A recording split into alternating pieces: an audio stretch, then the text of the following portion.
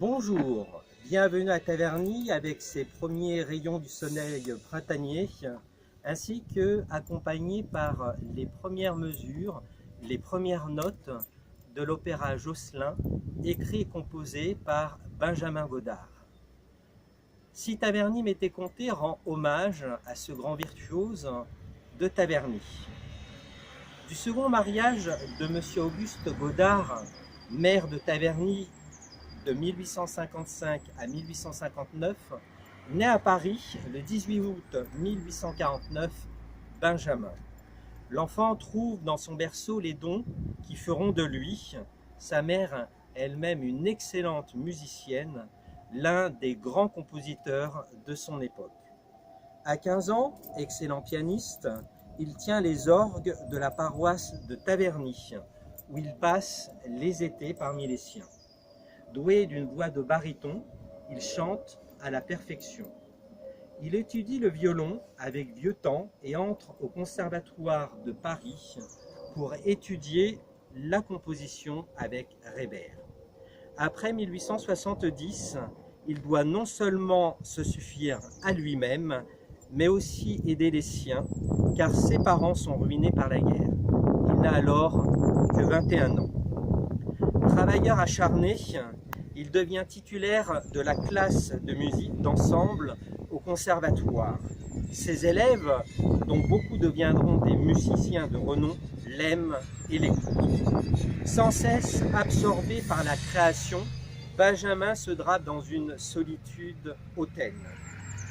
Toujours vêtu d'une longue redingote noire, allongeant encore sa stature haute, et d'un chapeau d'où s'échappent ses cheveux drus, il éveille la curiosité de ses contemporains.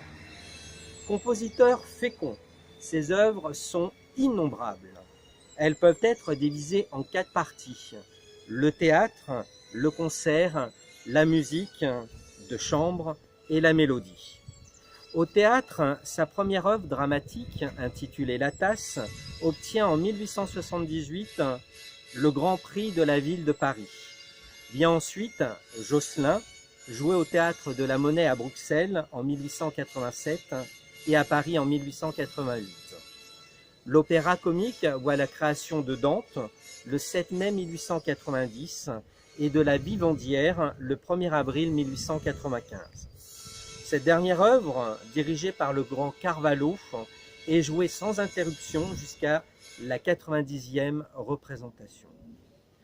De ses compositions pour orchestre, nous retiendrons la symphonie légendaire, créée en 1885, la symphonie en si bémol, la symphonie orientale, la symphonie gothique, ainsi que de très nombreuses œuvres pour instruments.